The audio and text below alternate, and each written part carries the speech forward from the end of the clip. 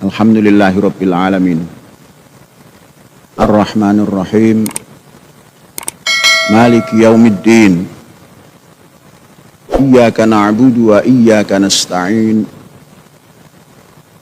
Ihdinas siratal mustaqim Siratal ladzina an'amta alaihim Ghairil maghdubi alaihim waladdallin.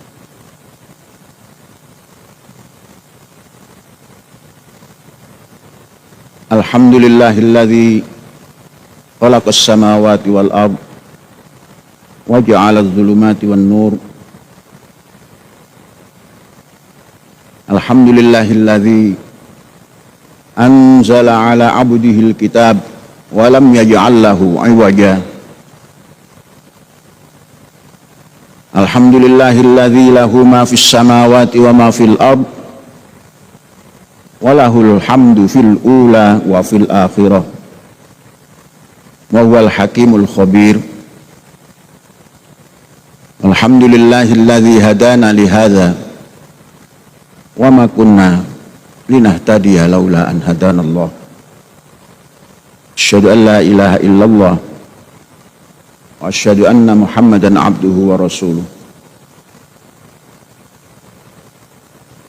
Amma ba'du, ya ibadallah, usini wa iyyakum bitaqwallah.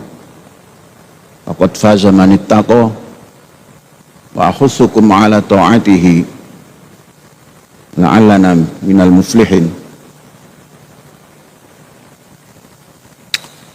Hadirin sidang salat Id yang berbahagia.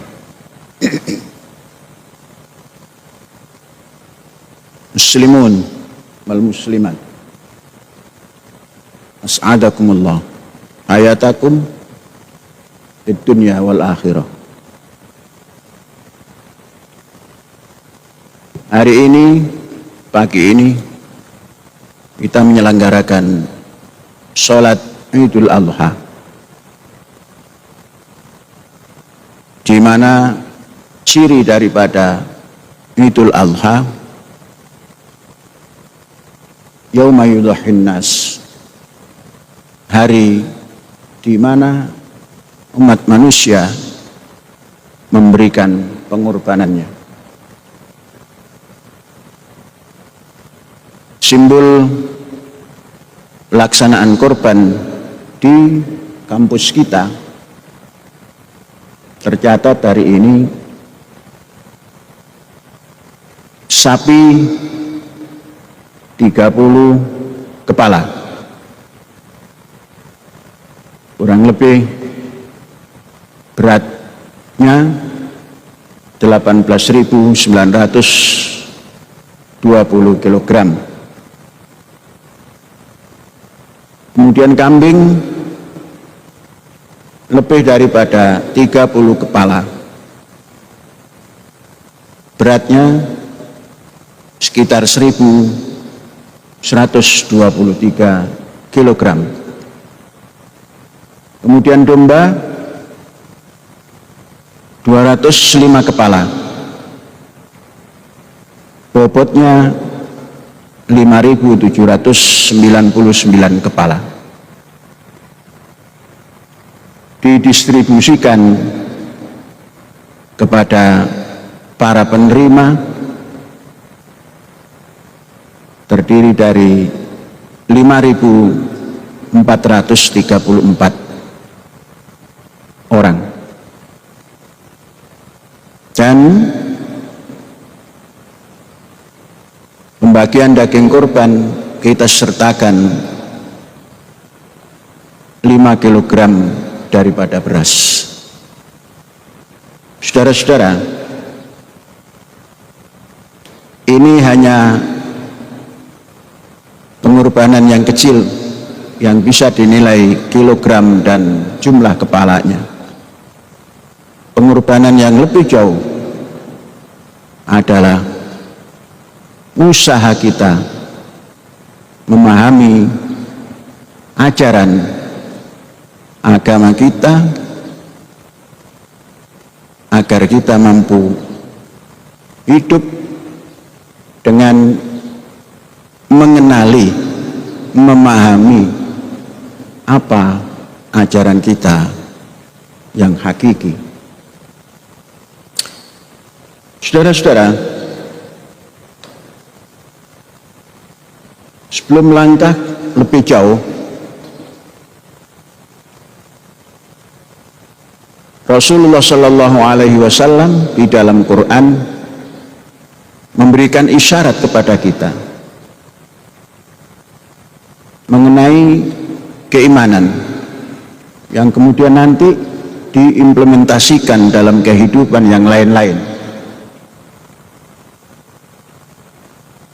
Iman yang digambarkan oleh Rasulullah dalam Quran, iman yang harus dimiliki oleh setiap individu, baik yang kemudian menamakan Muslim dan yang lain-lainnya. Pesan iman yang disampaikan oleh Rasulullah Sallallahu Alaihi Wasallam di dalam Al-Quran, kita bacakan surat Al-Baqarah ayat 284. Amanar Rasul bima unzila ilaihi min rabbihi wal mu'minun kullun amana billah wa malaikatihi wa kutubihi wa rusulih la nufarriqu baina ahadin min rusulih wa qalu sami'na wa ata'na ghufranaka Rabbana wa ilaikal masir. Rasulullah, Syekh mengutip terjemahan dari Al-Quran, penerbit Departemen Agama. Rasul Muhammad Sallallahu Alaihi Wasallam beriman pada apa, yakni Al-Quran yang diturunkan kepadanya oleh Tuhannya. Demikian pula orang-orang mukmin, masing-masing beriman kepada Allah, malaikat-malaikatnya, kitab-kitabnya, dan rasul-rasulnya. Mereka berkata, kami tidak membeda-bedakan seorang pun dari rasul-rasulnya. Mereka juga berkata, kami dengar dan kami taat. Ampunilah kami, wahai Tuhan kami, hanya kepadamu tempat kami kembali. Al-Baqarah ayat 285 mungkin. Coba nanti ditengok lagi dalam Al-Quran. Saudara-saudara, iman itu adalah suatu hal yang menjadi landasan hidup, landasan melangkah, landasan ibadah, landasan hidup bersama dalam kehidupan berbangsa dan bernegara, dan juga hidup dalam lingkungan umat manusia sedunia. Inilah sikap Nabi Muhammad tentang iman. Tentunya disampaikan kepada umatnya yang kini kita ada di dalamnya. Jelas disampaikan di sini Rasulullah dan para orang mukmin mengakui adanya Allah yang sama. Iman pada Allah yang sama. Kemudian dilanjutkan, masing-masing yang ada di lingkungan Nabi Muhammad ketika itu masing-masing beriman selain kepada Allah, kepada malaikatnya, kemudian kitab-kitabnya, bukan hanya satu kitab, kitab-kitabnya, wa rusulihi, mengajak mengimani kepada para rasul-rasulnya. Kehidupan Nabi Muhammad ketika itu berada dalam lingkungan yang beraneka ragam keagamaan dan keyakinan. Ternyata kalau kita ikuti pesan daripada Al-Quran ini, kita bisa membayangkan betapa terjadinya kerukunan yang tinggi sampai kepada malaikat sama mengimaninya. Yang ketika itu kutub atau buku-buku atau kitab-kitab suci diimani yang ada ketika itu, dan sampai hari ini yang ada ketika ini kalau kita mengikuti tuntunan Rasul. Semua kitab yang dibawa oleh para rasul diimani. Setelah mengimani kitab-kitabnya, para rasulnya diimani atas anjuran dan dakwah Rasul Muhammad sallallahu alaihi wasallam.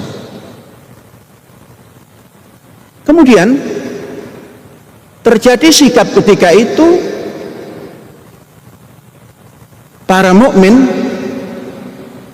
tidak membeda-bedakan para Rasulullah yang ada,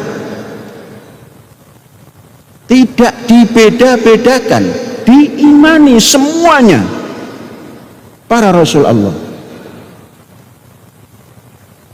Kemudian mereka mensikapi, ya Rasul, aku dengar, kami dengar, dan kami taati ajaanmu itu. Ghufranaka Rabbana wa ilaikal masir. Ampunilah kami Allah, hanya kepadamu tempat kami kembali. Saudara-saudara, ini ajaran yang esensial, paling mendasar. Beginilah ajaran yang dibawa oleh Rasulullah Sallallahu Alaihi Wasallam untuk umat manusia semuanya, termasuk kita yang Muslim dan yang sebelum Nabi Muhammad. Semuanya bersikap seperti ini atas ajakan Rasulullah Sallallahu Alaihi Wasallam. Ini menunjukkan betapa tasamuh, toleransi yang ditanamkan sejak dini, sejak awal tampilnya Rasul Muhammad Sallallahu Alaihi Wasallam dalam kehidupan individu untuk menanamkan keimanan kepada ajaran, yakni ajaran ilahi. Saudara-saudara, pesan ini harus kita dalami. Jangan sampai kita mengaku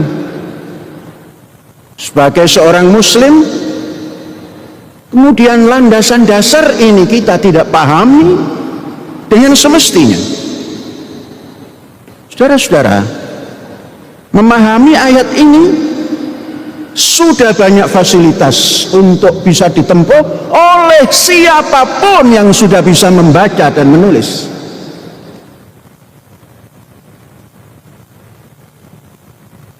Siapapun Muslim yang sudah bisa membaca dan menulis, mesti keimanannya seperti yang dikehendaki oleh Rasul Muhammad sallallahu alaihi wasallam. Disinilah negara kita tampil karena menghayati ayat ini dan menghayati bahwa Indonesia ini adalah Bhinneka Tunggal Ika. Segala macam bangsa ada, karena memang awalnya berbangsa-bangsa, disatukan, diikat dalam satu ikatan dasar yang ditanamkan dasar itu dalam teritori yang bernama Indonesia Raya. Dan dasar itu digali sejak sebelum dimerdekakan oleh bangsa Indonesia, yakni Hindia Belanda. Landasan dasarnya adalah masuk di dalam ayat yang kita bacakan tadi. Maka keluarlah untuk memaknai ini semua, bangsa kita ternyata bangsa yang sangat memahami ajaran ilahi. Dikeluarkanlah dasar ketuhanan yang Maha Esa. Inti daripada segala macam kehidupan ini adalah mengenal diri bahwa kita ada Sang Pencipta.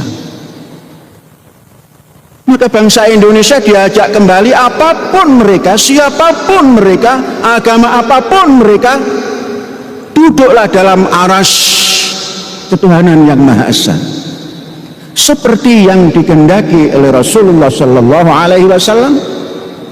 Diajak semuanya oleh Indonesia ini dengan dasar ini, agar cantumkan dirimu, cantelkan dirimu, wahai umat yang beragama, pada Tuhan yang Maha Esa. Saudara-saudara, betapa ayat ini mengilhami bangsa Indonesia. Kemudian untuk mewujudkan satu kehidupan yang boleh dan dapat dan bisa untuk bergabung bersama dalam ketuhanan yang Maha Esa ini, disesuaikan dengan ayat ini, maka keluarlah yang seperti itu adalah berbentuk kemanusiaan.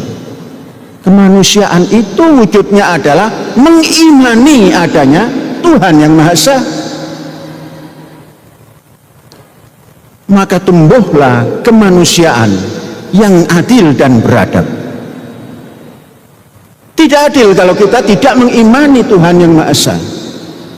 Tidak beradab kalau tidak kita jalankan ajaran Tuhan yang Maha Esa. Keluar, itu yang namanya ketuhanan yang Maha Esa. Lanjut saudara-saudara, dari ayat ini juga yang nantinya akan bisa mempersatukan bangsa, maka dibuatlah dasar persatuan Indonesia dari ayat ini. Para rasul, tentunya semua agama yang hidup di Indonesia punya orang yang dianggap, yang diimani sebagai pembawa risalah. Semuanya dipersatukan, bukan persatuan agama, namun persatuan Indonesia yang sudah mempunyai dasar ketuhanan yang Maha Esa itu. Saudara-saudara, pesan untuk tidak bercerai-berai dalam beragama, itulah kemudian diberikan oleh Rasulullah Sallallahu Alaihi Wasallam pedoman. Bagaimana beragama? Kita bisa ambil dari Asy-Syura, Quran Asy-Syura, ayat surat Asy-Syura ayat 13. Al-Quran bisa kita catat di sini, kita ambil. Saya bacakan ayatnya. A'udzubillahi minasyaitonirrajim. Syara'a lakum minad-din ma wassa bihi Nuhan walladzi auhayna ilaika wa ma wassayna bihi Ibrahim wa Musa wa Isa an aqimuddin wa la tatafarraqu fihi. Kabura 'alal musyrikin ma tad'uuhum ilaihi. Allahu yajtabi ilaihi man yasha wa yahdi ilaihi man yasha man yunib. Saudara-saudara, agama yang kita miliki, agama yang dimiliki oleh umat Musa dan seterusnya, agama yang dimiliki oleh Bapak manusia Ibrahim alaihissalam, kemudian Nuh alaihissalam, kemudian Isa, kemudian Muhammad, itu syariat dari Allah.